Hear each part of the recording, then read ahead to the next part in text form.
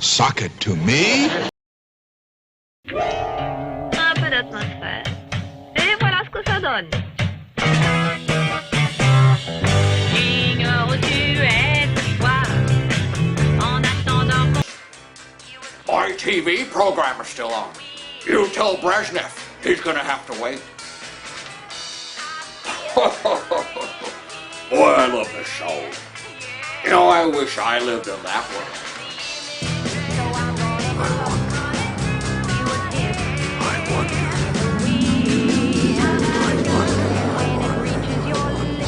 A little guitar, a little atmosphere, and away it wails. Yeah? Wherever you are tonight, a feeling tells me that you look out of sight. So I'm gonna blow you a kiss in the wind. And when it reaches your lips, my dear, you're gonna smile and feel me oh so near. So I'm gonna blow this in the wind. Yeah, I'm gonna blow you a kiss in the wind.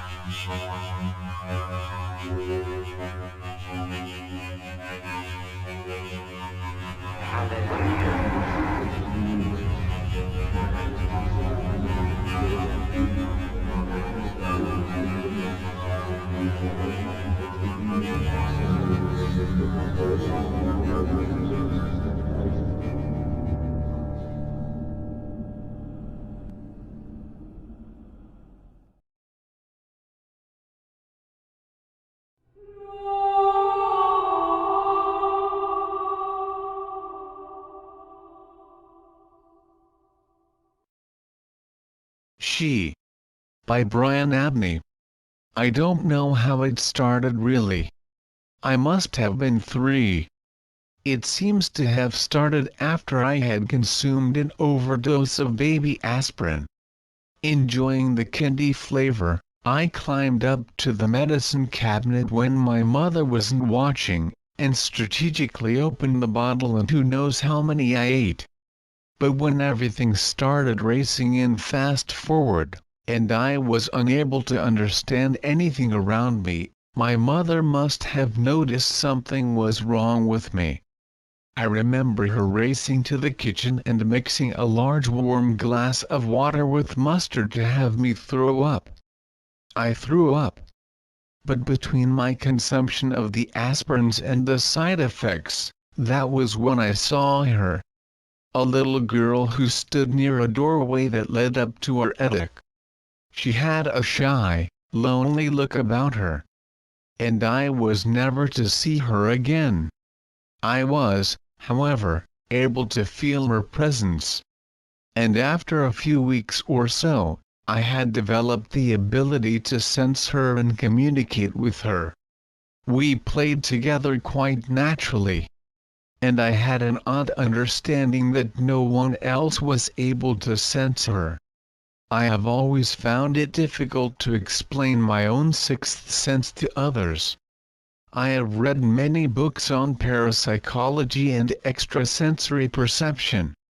And I have always found it quite odd that many hear voices, called clairaudience, or see visions, called clairvoyance, or any of the other clairs that seem to suggest the sixth sense is related to any of the other five senses. For to me, aside from that one brief vision of her, it is a sense all unto itself, with a unique function separate from the other five senses, and yet interdependent on the other senses at the same time. One day I was running wild playing in the overgrown grasses of a sprawling countryside in Clay City, Kentucky.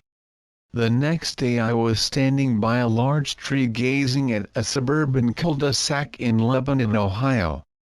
That is what it is like when you are 3 and your parents move to another home. It is as if you went to sleep at one home and woke up in another. Because I was 3, I did not comprehend it. I only knew everything was different, and that she was no longer around me. It was difficult, but I got through it. For a little while. But after several weeks without her, I began my undercover investigation to find out where my mother had hidden the aspirin bottles.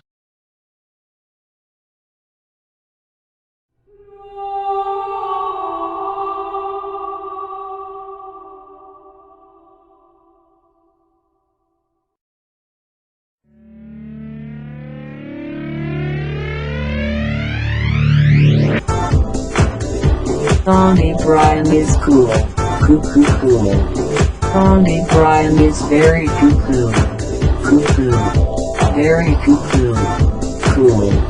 Auntie Brian wears Daisy Dukes. And he shouldn't. No, she just shouldn't.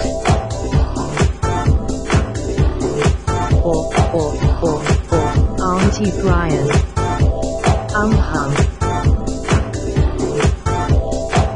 Auntie Brian is cool, cool. Auntie Brian is very cuckoo. Very cuckoo. Cool. Auntie Brian wears Daisy Dukes. And he shouldn't. No, she just shouldn't. Auntie Brian.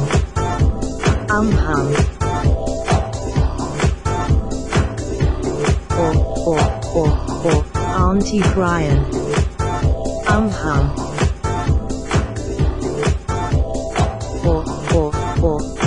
Auntie Brian.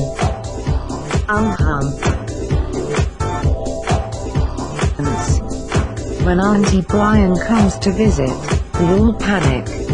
Auntie Brian is cuckoo. Very cuckoo. Cool. Auntie Brian is psychic, and that's cool. But when we hide, she knows it. And Auntie is no fool. She'll keep ringing the buzzer until we come to the door. Then she turns our living room upside down into her disco dance floor.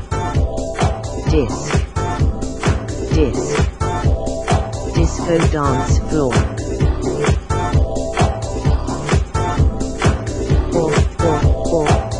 Auntie Brian.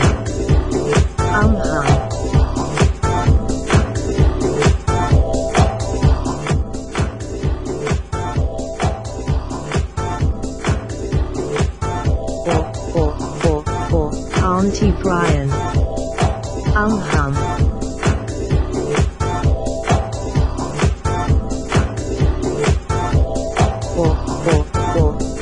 Auntie Brian.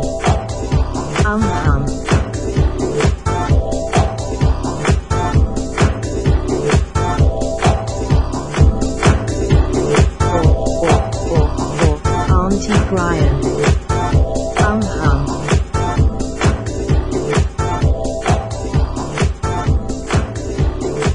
Or, Auntie Brian.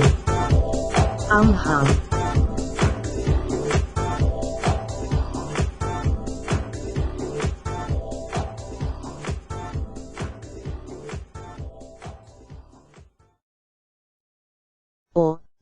Or, Auntie Brian.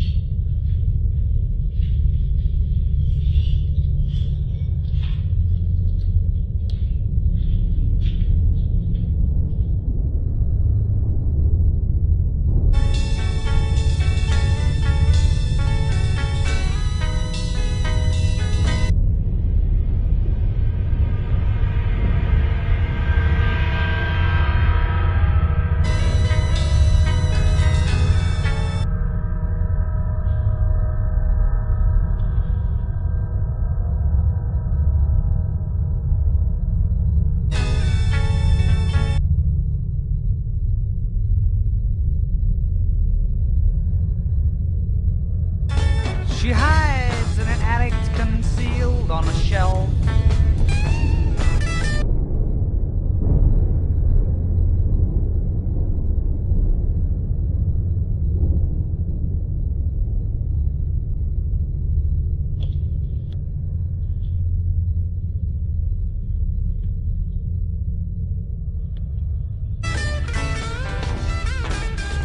Behind volumes of literature, babe.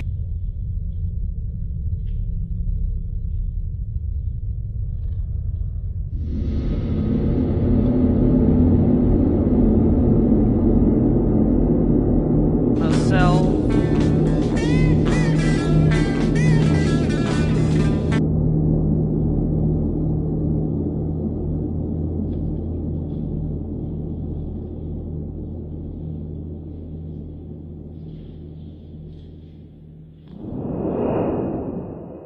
And runs across the pages like some tiny elf, knowing